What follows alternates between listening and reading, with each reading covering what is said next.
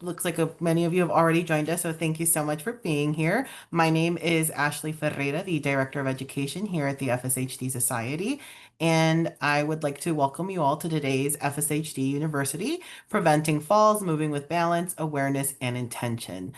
Before we get started, a quick reminder that the session will be recorded and made available on our YouTube channel within the next week or so. We also encourage you to use the chat to interact with each other, but if you do have questions for our presenter, please make sure that you use the Q&A section. That is where we monitor our questions and where we try to get them from. We don't monitor the chat for questions, so please make sure that you use that. Um, Today, our presenter, Frank Hanley, will provide practical strategies to improve balance, stability, and confidence while reducing the risk of falls. Frank will focus on two key themes, namely stepping and mindfulness. He will also guide participants through a Tai Chi-inspired practice, demonstrating how slow, intentional movements can train the body and mind to work together, supporting better balance and coordination. Martial artist, author, and teacher of Tai Chi, Kung Fu, and Qigong, Frank hosts the Feeling Fit program and shares exercises designed to help people living with FSHD stay active and engaged. He also served as the founder and former director of the FSHD Society South Carolina chapter, and he brings both personal experience and practical expertise to his empowering sessions. I'm very excited to have him present. He is just amazing, and I think you will enjoy his presentation too. Without further ado, I'll pass it over to Frank. Thanks, Frank. Thanks, Ashley. Hi, everybody. For some reason, I can't see the gallery, but that's okay. I'll just look at myself for now. So my name's Frank Hanley. I'm located in the southeast corner of North Carolina. If you can, in the chat, put where you're at today. I'd just like to see where people are joining from. Like Ashley said, we're going to talk about fall prevention. September is Fall Prevention Month.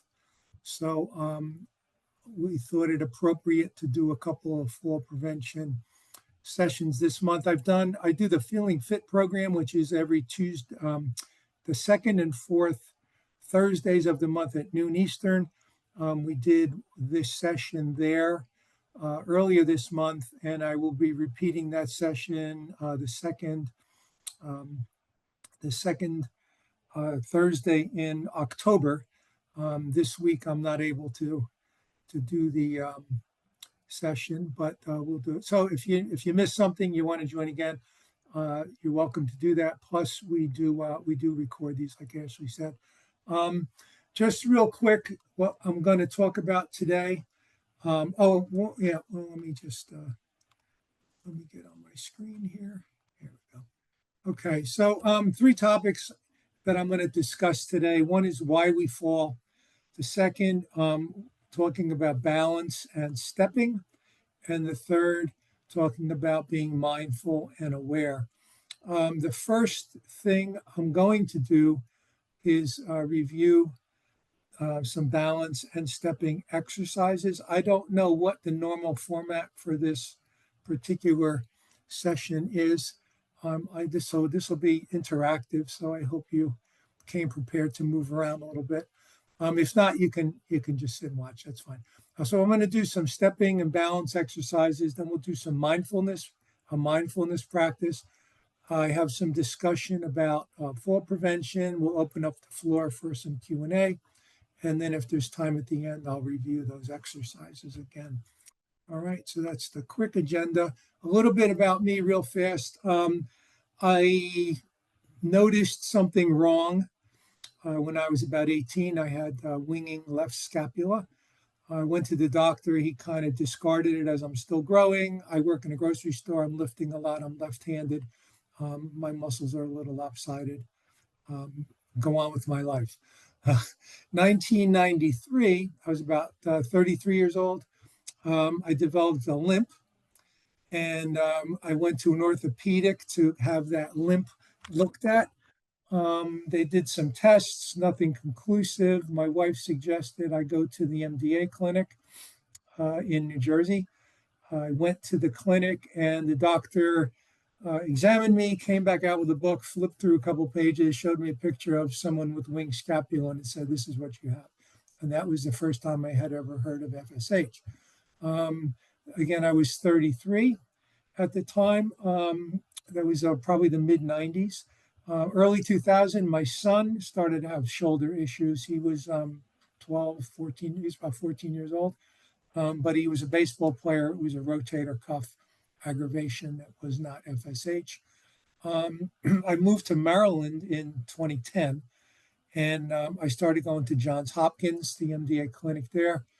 2015, I did do the genetic blood test, and I was type 1 positive. So that was the definitive diagnosis, and I was 60 at the time. So it took a long time to get, not that I was pursuing it actively, but it took a long time to get the formal diagnosis. In the spring of 2019, I was floundering around on the internet, and I stumbled across the FSHD Society. They were having a meeting that week in Philadelphia. I signed up. I went up to that meeting. That was the first time I had ever spoke with people that had FSH. It was an interesting day. I retired not long after that and moved to South Carolina. There was no South Carolina chapter. The nearest one was in Raleigh, which is like a 4-hour drive. So like Ashley said, I got with the society, and I founded the South Carolina chapter in the early 2020. Actually, February, we launched. And then, of course, COVID came along in 2020, and we were just doing Zooms most of the time. We did have our first couple of meetings live, which was good. And then 2022, I started the Feeling Fit program along with June. And I host that Feeling Fit most of the time. I've got some other ladies that are helping me now. So we do yoga, we do Tai Chi. We had an aquatics presentation. So we do a variety of styles of exercising in that program. Myself, I started practicing Kung Fu when I was younger, something I always enjoyed doing. And that was way before I ever heard of FSH. So when I finally got the diagnosis, I continued practicing because I feel it helps me physically and mentally fight back against, against the effects of the FSH. So, and that's kind of why I do these sessions, to share what works for me with others. Maybe it'll help you too. So I am a certified Qigong instructor with the National Qigong Association. I also serve as the treasurer, and I'm on the board there. And I do presentations like this all the time, FSH, and I do some of my own. I do them at other disabilities expos and things like that. So if you have any questions after this, I'll just give you my email so you can reach out to me. So it's real simple. It's Frank, Frank, at frankhanley.com. So, and it's FrankHanley, frankhanley.com. Okay.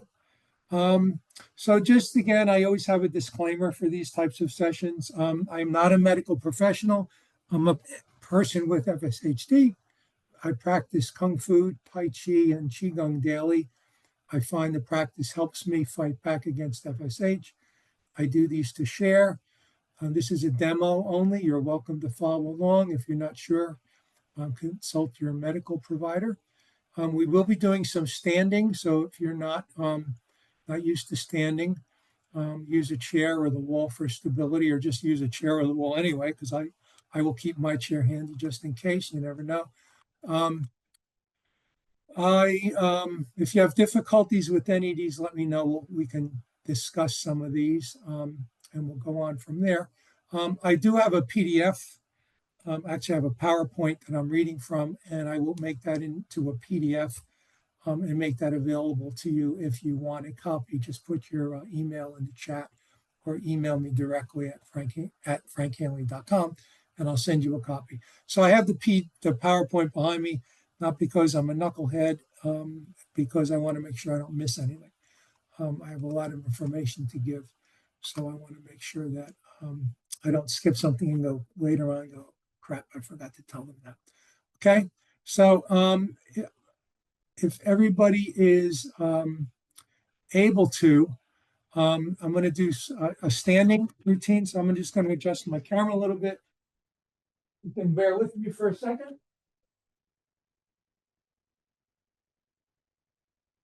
Like I said, I'm going to keep my chair here, but I'm going to aim the camera down at my feet because that's where we're going to be doing most of the work here. So if you can see my feet in the camera there, that's great. I just got to nudge my keyboard out of the way.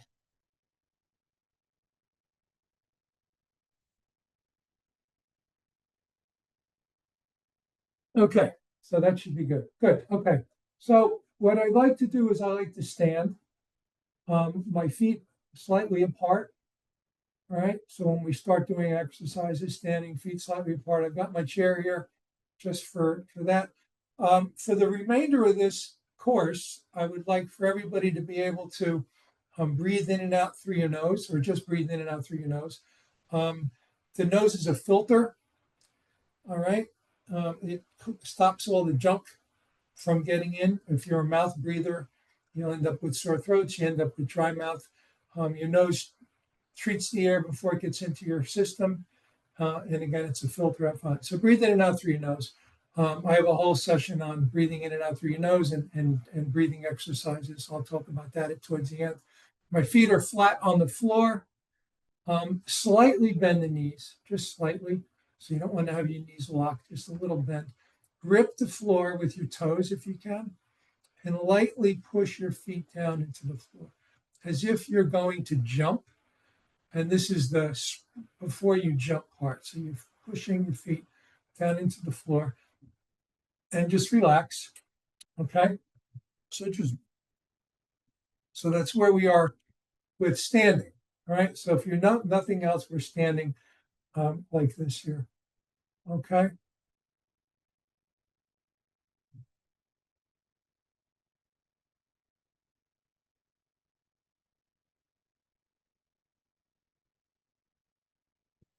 All right.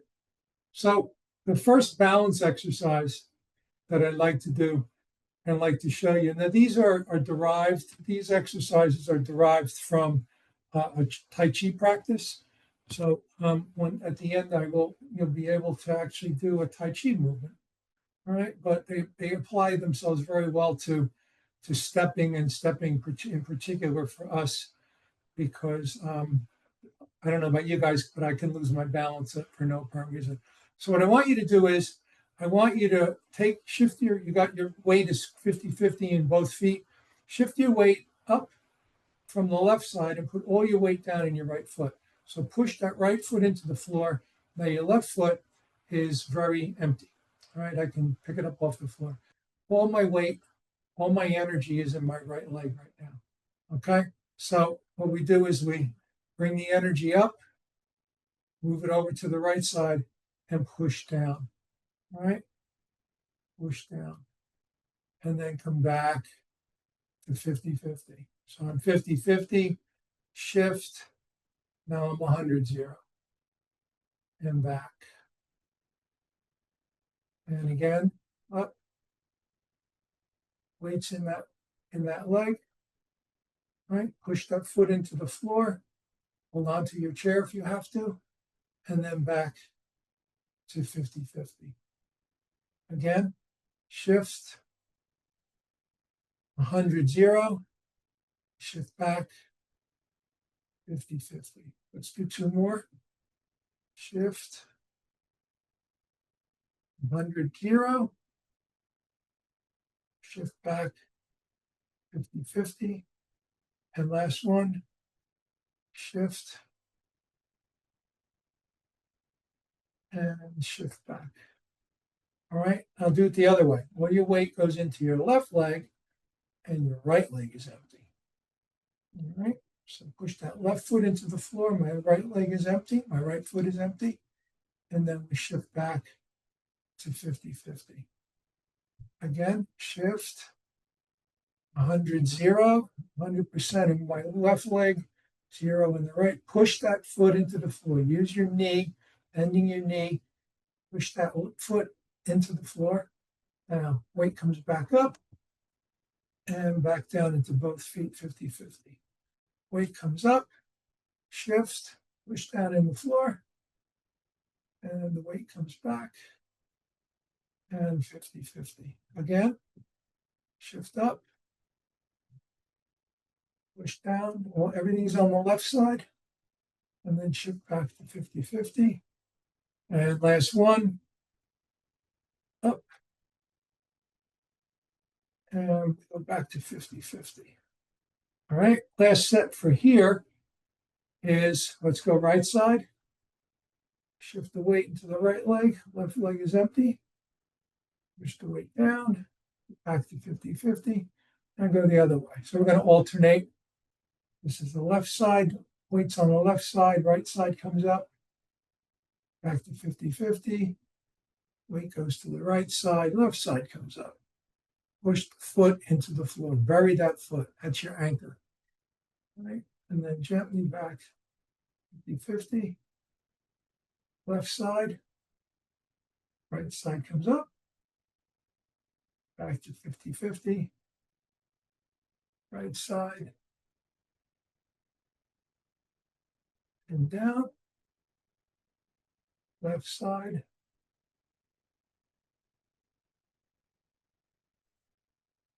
and back to 50-50. Now, when you're at 50-50 too, you should have good downward pressure, right? Not as much as the other when you're 100% in one leg. All right, so let's go right side, shift to the right, left foot comes up, back to 50-50, shift the weight to the left side, right foot comes up, back to 50-50. So you can practice this kind of anywhere. I mean, if you're standing in the line, you could be doing this, practicing shifting your weight back and forth. Very deliberate movements. Well, there's a lot of intention here. So those are two words that I like to use for this. We're being intentional in our movements, and we're being very deliberate in our movements. All right. So the next one, any questions? I got to step up and look at the chat box. Any questions so far? I don't have a gallery view here. I guess I'm on as a different moderator or something today. So, okay, I'm just going to keep going. Ashley, if there's a question, maybe you can interrupt me so I don't have to keep coming back and forth. Yep, we'll make sure to do that, Frank. No problem. All right, awesome. All right, so let me just continue with these stepping drills. All right, so the next step, the next thing we're going to do, so we just basically started moving our energy. We're moving our energy around. We're getting used to deliberately putting our foot somewhere and planting it. And we're also, so we're engaging the brain. The brain is driving the body, right? We've got to think before we do, because we're learning. It's a whole new learning experience for you to be able to think about and act like doing this kind of stepping.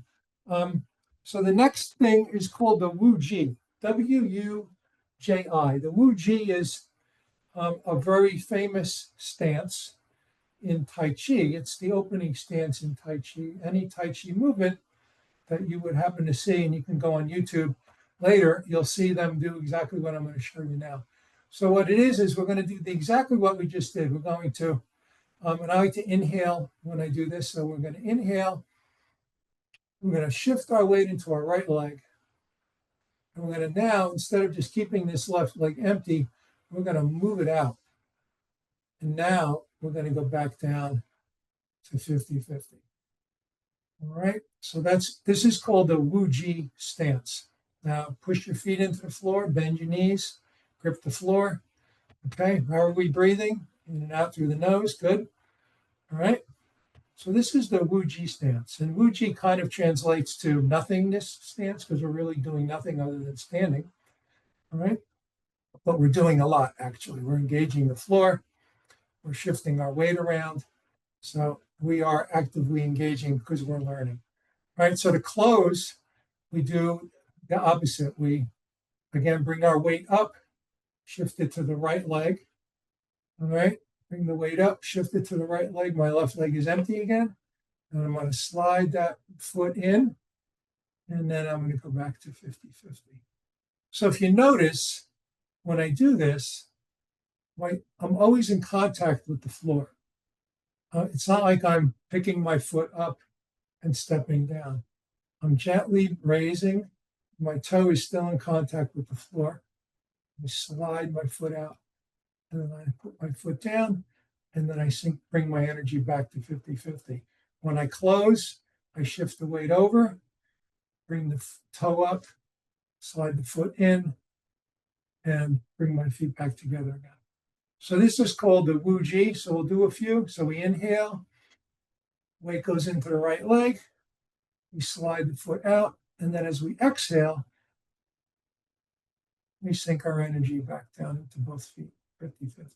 To close, inhale, shift the weight to the right side, slide the foot in, and then exhale, the weight back down, 50-50. Inhale, shift the weight, slide the foot out, exhale, 50-50. Inhale, slide the foot in, exhale, back to 50.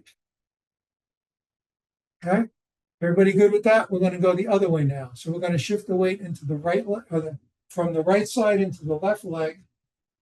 Okay, I'm going to shift. Right leg is empty now. Right foot slides out, back to 50-50. Inhale, weight shifts, slide the foot in, sink your energy back to 50-50. Inhale, weight goes to the left side, right side slides out, shift the weight back quickly. Close, inhale, shift, and close. Again, inhale, shift, exhale, inhale, slide it in, and exhale. So again, we've been very deliberate in focusing on where our energy is, where our weight is. So all your weight, your upper body should feel very light. Your upper body should feel very light, and all your weight should be down here in your feet, because that's where we want our weight to be. So part of this is when you walk regularly, when the regular walking, the way we learn to walk, your energy is up here, your weight is up high. So as you're walking, your energy is moving forward.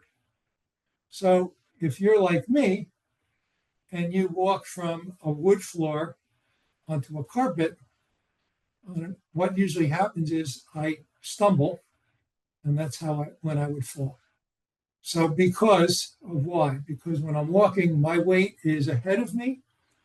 This foot doesn't make it to where it needs to go. I trip, and now this weight is still moving forward. I have no way to stop it other than to hit the ground, right? Or to grab something. So what we're doing with this stepping is we're taking our energy from here and putting it down here. So that way, up here is not moving. I'm only moving my legs. I'm not moving up here, if you notice. All the movement is down below. All the energy is down there. We're very light up here. You see where I'm going with this? It's a different way. It's a different strategy to move around.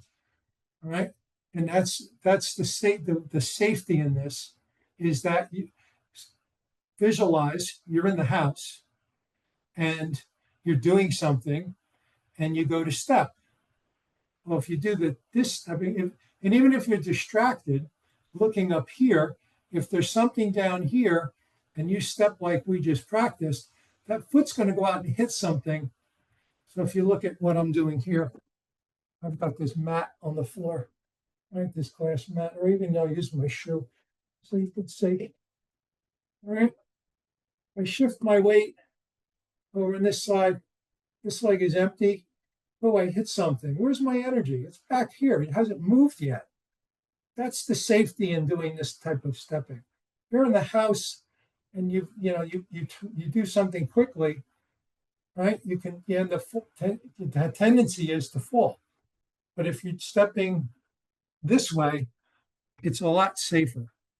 However, it requires a little intent, and you need to be deliberate, which is why, again, we are practicing this because we're engaging our heads now. It's not like handwriting where you just do it. It's not like driving the car where you just get in and go because you've been doing it for so long.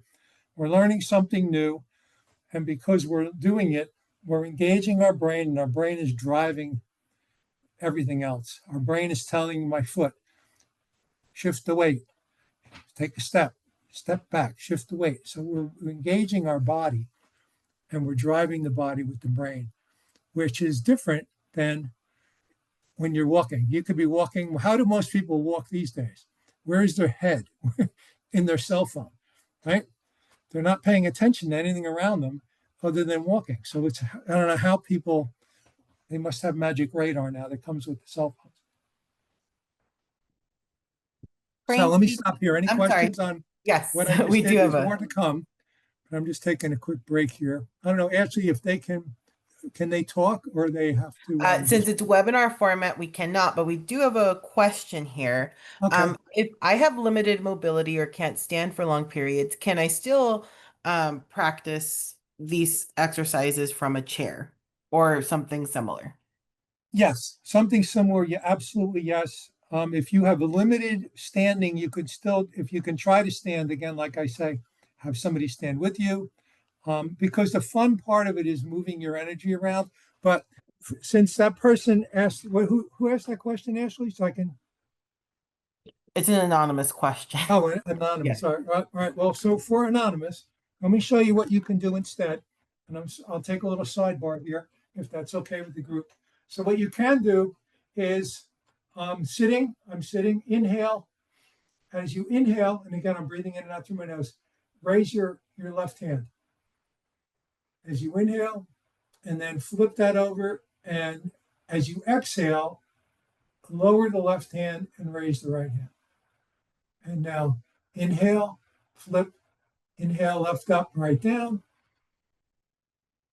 Exhale, right down, left up, or left down, right up. I'm sorry. So left side up, inhale, left side down, exhale. Let's just stick with one side. Up and down. Now, one more up. Leave your right hand down, left hand goes down. Now, the next one is move your leg at the same time.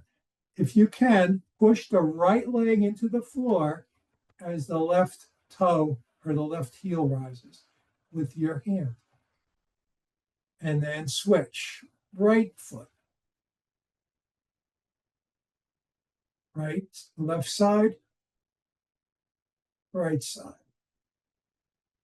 Left side, right side.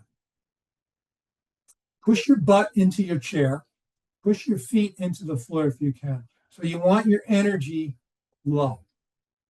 Your hands are floating and your one leg is empty, the other one is full. That's as best as I can do to mimic what we do standing. But again, your brain is engaged. Hand up, breathe in, hand up, foot up, down, up, breathe. So you got the breathing going, you got the hands going, you got the feet going. So you're engaging your brain and it's driving the body. Okay. Whoever asked that question, I hope that helps. Excellent. And we do have another question from Ricardo, and this goes back to, I believe, the stepping. Are you suggesting walking like this always or only when we feel unsafe or the surface is not fully flat? Yes.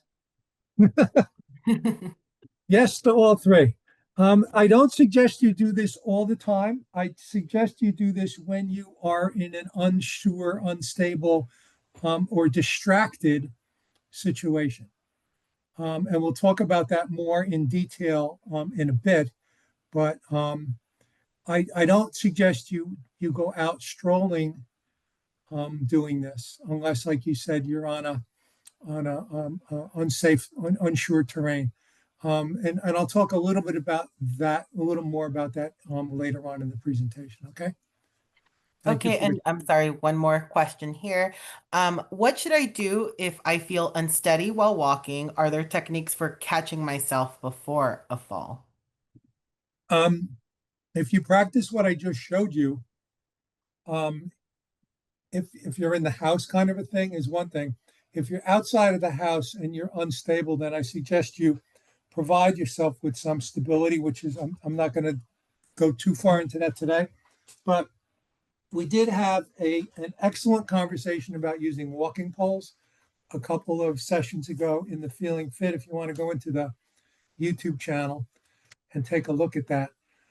I'm not sure which one it was, but it was just somebody asked a question and somebody said, "Oh, I use walking poles," and we took a big left turn and talked about walking poles and that, which is kind of like it's not a cane, it's not a walker. I don't know if you're at the point where you need a more stable, but if you just need something to give you mental stability and not 100% physical stability, I suggest you try walking poles. Um, People have gotten great results with them. So I'm not going to go say anything more than that about it right now. Okay. Perfect. Thanks, Frank. I think we can go to the next section. Say again. You can continue with the presentation Oh, portion. okay. Thank Sure. you. All right. Thank you all for your questions. Good stuff. Um, so where were we? Okay. So let's go back. I'm going to readjust my camera. Let's go back and let's talk about the stepping again. But this will answer a few folks' questions. So let's do the Wu Ji again. All right. So we're going to go inhale, shift the weight to the right side, slide that foot out, left foot out, and put that foot down. Okay. So we're in the Wu Ji stance. Now we're going to do something a little different than what we did last time when we close. So here, I'm just going to break this in. We shift the weight to the right. We slide the left foot out because the left foot is empty, right? Empty leg, we call that. And then we put our foot back down and we sink our energy back to 50-50. Now, instead of closing up, repeat and backing up what we did, let's inhale, move the weight to the left, slide over, and now sink down. So what did we just do? All right. Anybody? I'll give you the answer. We moved from here to here, and we did it safely. Inhale, slide the foot over, sink. Inhale, slide the foot over, sink. Now that is really chunked down into very small little steps. But if you go back to doing this, like I did earlier, when you're doing this just back and forth, practicing standing still, moving. So when we do it this way, we're here, and we're here, and we move. All right. So we can apply that same stepping to go forward now. So what we do is we shift our weight into into the right leg. Our left leg is empty. Slide the foot forward. Now, a little different than side to side. I'm going to put my foot down and I'm going to bend the front knee and I'm going to shift my weight to the front leg. So my back leg is 10%, my front leg is 90%, and then we just bring that back foot forward and then we go back to 50-50. So that's stepping forward to step backwards, and I'm kind of mashing this together. I hope you can practice it on your own. Shift the weight into the right leg again, bend the front knee, slide the back foot. My left foot goes back, the empty foot goes back. Put that foot down, shift the weight back, and then bring the empty leg to you. All right, and now I'm back to 50-50. So you can move in different directions. If you want to move to the side, what I suggest you do is open up the opposite foot. So if I'm going to turn to my left, I'm going to turn my right heel out, and then I'm going to put my weight in that leg. I'm going to slide the foot out on an angle and back. Now I'm kind of gone diagonally. So play with that. All right. I'm going to run short on time here and I don't want to. Play with that. Again, we'll do it one more time. So side to side, inhale. Right leg is full, left leg is empty. Step out. Exhale down. Now to move, inhale, everything goes to the left. Right leg is empty. Slide over and back. For me to go forward, inhale. Empty leg is the left leg. The left leg goes out. Foot down. Shift the weight forward on the knee. My knee's bent. 90% weight in the front, 10% weight in the back. And then we just bring that left foot forward. And then we shift back to 50-50. All right. So again, this is kind of like, I don't know, folks, if you remember handwriting, I always like to use the handwriting analogy. If was anybody out there was a really good handwriter when the first day they tried writing? No. So this takes a lot of practice, and I make it look easy because I've been doing it for years. And even sometimes when I'm doing it, I have a struggle every now and then. But it's step by step. I chunked it down, and it's just very safe to do this kind of exercises. And again, if you go on to YouTube and look up Tai Chi form, the first thing you'll see any of them do is that Wu Ji, like we just did there. And they're just moving. They make it look really simple, but they break it down and they're doing exactly what I just showed everybody. Okay. So let me talk about being mindful and aware. I'm going to shift gears on you, and we're going to do another practice for mindfulness. So look at your thumb. I like using this example for a mindful practice. You look at your thumb. If you need a point, focus on the top tip of your thumb, and if you need a real good focal point, then just look at the top tip of your fingernail on your thumb, and just focus on that for a moment. Don't see anything else. All you see is the tip of that thumb.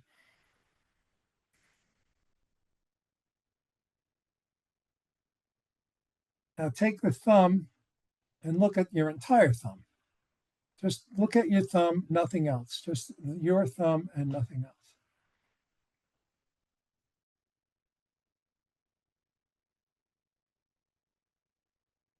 Now open your hand up like this and look at this edge of your hand. Just the edge. Nothing else. Just the edge right here, this edge of your hand. Just focus on that for a moment.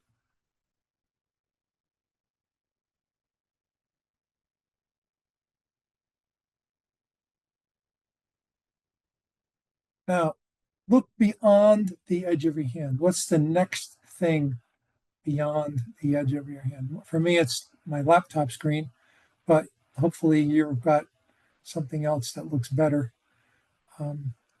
in that plane there. So just what's the next thing?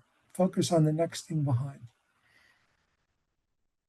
And then focus on the next thing behind that. So for me, it's the monitor that I've got my PowerPoint on. Unfortunately, I'm not looking out a window. So let's say if you were looking, you would see the window. Now I'm looking outside the window.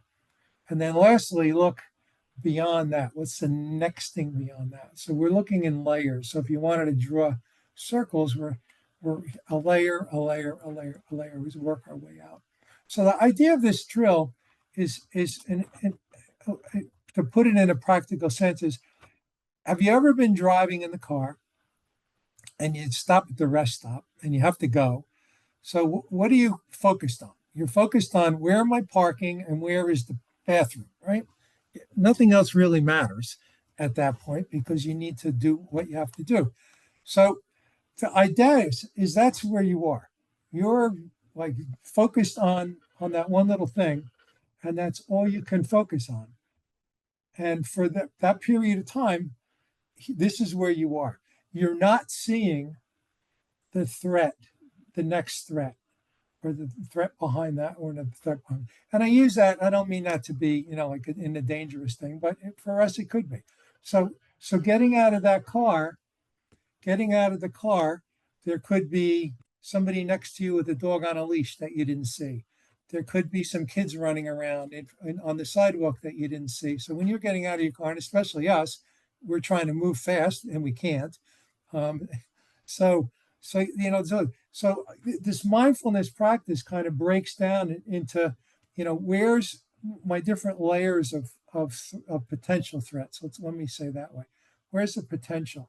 So, and it could be something off in the distance. It could be another car coming in the parking lot that you don't see. It could be close. It could be far away. So we need to kind of look out in layers when we're looking at things, and that's the whole idea of being mindful, being aware of what's going on around you, and that's a good.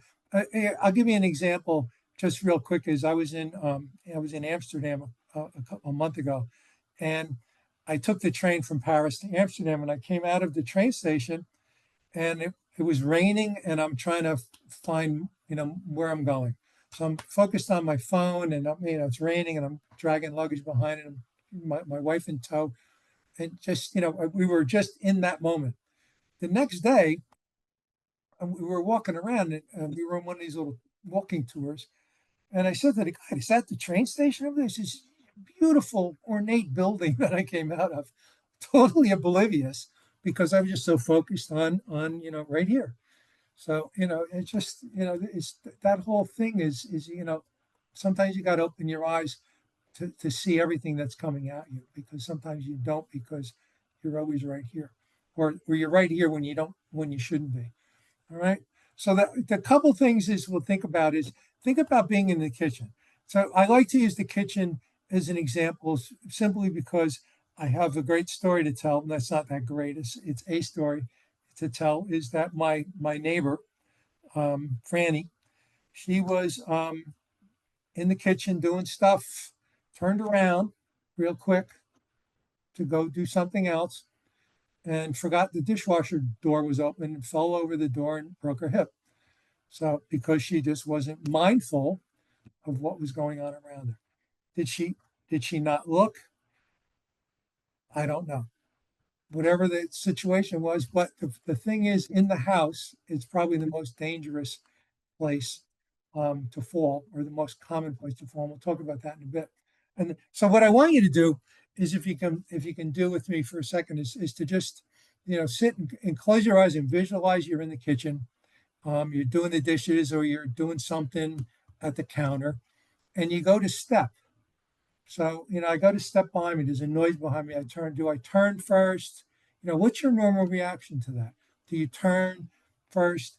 Do you just wing around? What's your normal thing? So just think about that. What are you going to do? So if something drops behind you, let's say, here's a bang. How do you react to that? Visualize in your head how you're going to react to that. All right. Maybe you turned and, whatever. So do the same thing. Visualize that. There's a bang behind you. Now, before you do anything else, I'm going to change the situation. You're standing on a ladder. Now, how do you react? Differently, right? Because you're aware that you're on a ladder, right? You're not on the floor anymore. So another thing to keep in mind, just always be on a ladder in your head, if you will, because it just changes the whole way you think about the way you're going to move. Because a lot of times you just, you're in your house, you're comfortable, you're safe, you move around, and you sometimes just make the wrong move because you forgot something was there, or something was here, or you didn't put this away, or something fell on the floor. All these things can happen. So always be on a ladder. That's just something else that I like to think about. You avoid a lot of falls, and a lot of things don't happen when you're very, very, very aware of what's going on around you. I should get shirts printed that say "Be on a ladder." Anyway, shifting gears. Why do we fall? Let's talk about falling for a little bit. why do many falls occur at home? You spend a lot of time at home, right? I don't know. Some people may spend more time than they really wish they didn't have to spend it at home, but we're home a lot. And when we're home, we're comfortable, we're safe, our guard is down. All right. So that's the one reason. Where you don't your guard is when your guard is down, you tend to not be as mindful or not aware, because they should be familiar surroundings for you. I've lived in a house for a number of years. I should know every nook and cranny of this house, right? So that's just the way you become comfortable. You come complacent, maybe a little bit of a strong word, but your guard is down, and that's when things happen. Um, I don't know about you guys. Speaking for myself, I have horrible balance. I lose my balance for no apparent reason. I could be standing there one day, all of a sudden I'm flopping to the side or grabbing a wall or grabbing onto the person next to me. No reason why. I have a weak core, and I just lose my balance. I don't know why. And it's I took a step out onto the porch a couple of weeks ago, and I stepped down, I stepped together, and boom, lost my balance. I thought I was falling back through the glass window. I was scared in that moment. I was able to get my arms out and get on the frame, but I thought I was going through the window. I have another thing that happens with me, and we've had this conversation before, perhaps not you folks, but my brain will tell my left foot to take a step, and it doesn't. My leg doesn't move, or it moves like a couple seconds later, just like a delay for some reason. And sometimes it's because I'm too heavy on my feet. I can't get my foot to move that quick. If there's something there blocking it, whatever the case is, I can't step quickly. I've got a very deliberate in stepping because I just can't get my feet to move that quick anymore. I don't know about you folks, but those are two things that I see happens to me all the time. Um, some other fall things, and this is a list you'll find anywhere. I'll just run down this real quick for you guys, just so you have it in one place if you want to take a look at this later. Clutter in the house. Keep your pathways and your steps clear. Wires, you want trip hazards and fire hazards for keep wires, extension cords, lamp cords, and anything like that out of the way. Be careful when you transition from one surface to another, particularly carpets and throw rugs. I have throw rugs that kind of slide out from under me. If I step wrong on them, sometimes you need to be careful. The pets, my dog has a way of slipping in behind me when I'm not, I don't notice him. And I turn around and he's behind me laying on the floor. Sometimes I have to be careful of him. Terrain is a big thing for me. Grass, I find it hard to walk on grass because of the lumpiness underneath it. Stones, sand, I moved to the beach and I can't go on it because I can't walk in the sand. Or I can, but it's really, really difficult for me to walk in the sand because your feet sink in the sand. It's really difficult to move in soft sand. I don't want to say the stuff that's right near the coast where that's wet and packed down. It's a little easier. Uneven pavement, cracks in the sidewalks, that kind of stuff. Be careful what shoes you wear. I'm a big opponent of flip flops. I don't know if anybody out there wears flip flops anymore. I always look for the lightest pair of shoes when I'm shopping for shoes. They have to be light. I can't wear a heavy pair of shoe because it tires my legs out. Something in the house like puddles. I got a dog. He drinks out of his bowl and he drips. So there's water on the floor. You get some ice or some water out of the refrigerator. A little chunk of ice falls on the floor and melts. You may not notice it, but you may end up slipping on it an hour later. So be careful of stuff like that. Make sure you have good lighting, especially at night. Especially at night if you wake up and you're half asleep, make sure you have good lighting. And have your vision and your hearing checked often.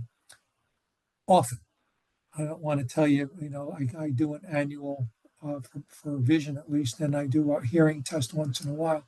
But it's very important if you wear glasses and you need to get up and walk around in the house in the middle of the night, put your glasses on. Don't be stupid And I'm not saying that to be mean or demean anyone, but it's just you do a dumb thing and bad things happen.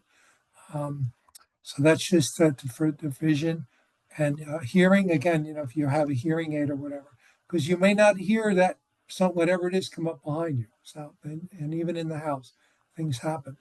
Um, I thought about this. It came to me, and I don't know how. I don't know how, but other reasons why we might fall. How about being arrogant, or having too much pride, being afraid of looking weak, um, having using a cane or a walker or anything like that, or just like being in denial. It's not that bad. I don't need that yet. I feel good today. You make excuses for yourself to not wear your brace or not use your cane or use your walker. And vanity is another thing. Um, I can't be seen wearing that. It doesn't go with my outfit. It looks ridiculous. It's ugly. It doesn't match what I'm wearing. What will other people think? I don't want people to know I'm sick. You make excuses for not protecting yourself because you're worried about what someone that you don't even know is going to think about you. So don't. There's just some other reasons you may or may not do the right thing. Um, and what about fatigue? I don't know about you, but this disease drains me. It drains me mentally and it drains me physically. It's a daily fight. We all know it's a daily fight and it's tough. And we have to constantly stay on top of it. So I'm doing a whole nother session on conserving energy. So tune in for that one sometime down the road. But let's make this disease less draining, I guess is the way I'm going to title it. So anyway, if you're interested in that, put something in the chat. Let me know if I'm on the right track. All right. So let's talk about what I call fall proofing the house. I know I worked with a fellow who was having a baby and he came in, his wife was still in the hospital. He came into work one day and he was all proud. He baby proofed the house. He put all those things on the doorknobs and the gas knobs on the range and the toilet seats and locked all his cabinets up and stuff like that. And the baby was 2 days old. So he had plenty of time to do it, but I guess he needed something to do to keep himself busy. So that was good. And at work, I worked for the government for a while, and there was this um, offering that they had in your workplace called a reasonable accommodation. If you need a reasonable accommodation, now reasonable accommodation is something your employer can do to make life easier for you in the office. And it's not like build a special elevator. It's got to be practical and within their means of doing it. But it could be something as simple as getting you a stand-up desk or getting you a special chair or putting your office close to the elevator so you don't have to walk so far.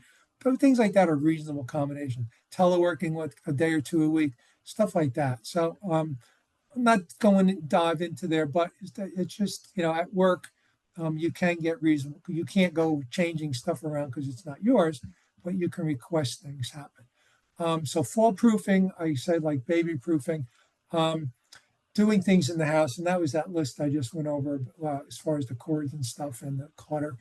Exercising, especially for your legs.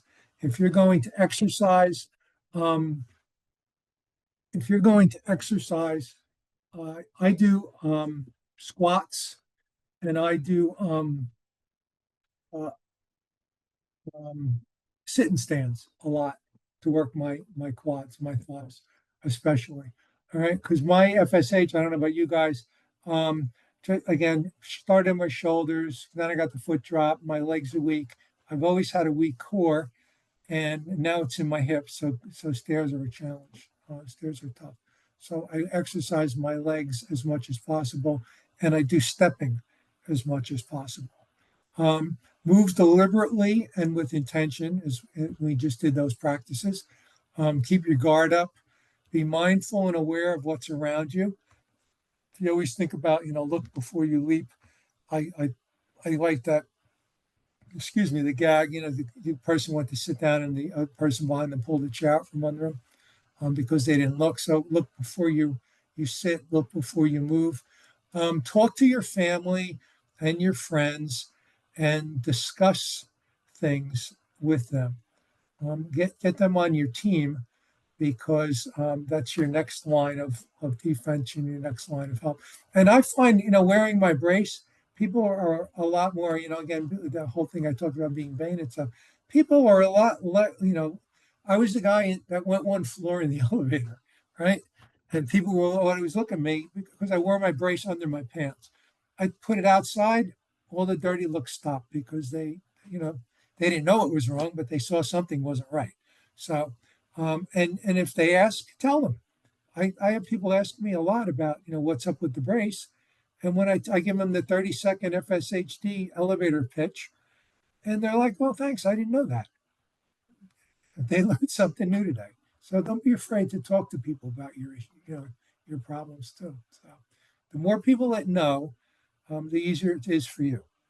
That's the way I think about that also. So that's all I got. We have 3 minutes. I don't know if Ashley's that time conscious, but any questions? Any more questions? We Or did any? have a question, Frank. Let me get it back up here. How much time each day should I devote to these mindfulness or Tai Chi practices to see benefits? As much as you want. There's no limit until you feel comfortable doing them without really thinking. That's the way I look at it. I've been doing these for years, um, and you still forget every once in a while. But I mean, if you want a number, start out 10 minutes a day. I like to do them in the morning. That way, it kind of gets you in the thing. The mindfulness exercises you can do anywhere. Some of these exercises you can do no matter where you are. If you're standing in line, I don't know if you take a train. You're in the grocery store. You're standing in line. You can practice shifting your weight. No one's really noticing what you're doing. Just do whatever you can. There's no rhyme or reason. It's just a matter of you getting your head and your body in sync and being able to do it.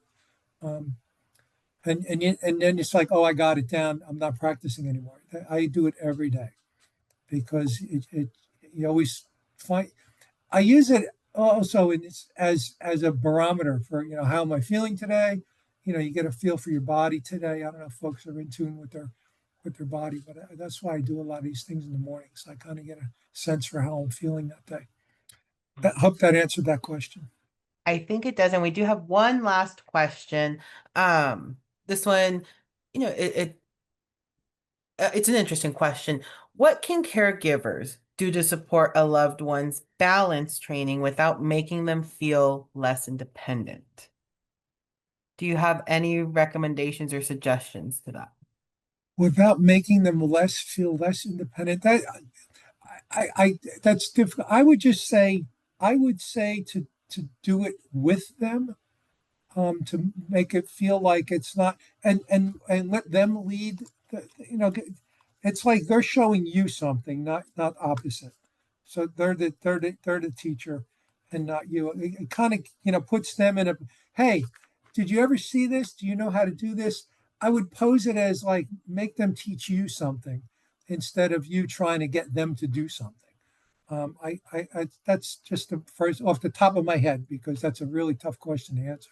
That's what I would do is I would flip the coin and get them to engage, but in a reverse manner because they, um, if you don't want them to feel that way, then you put them in charge.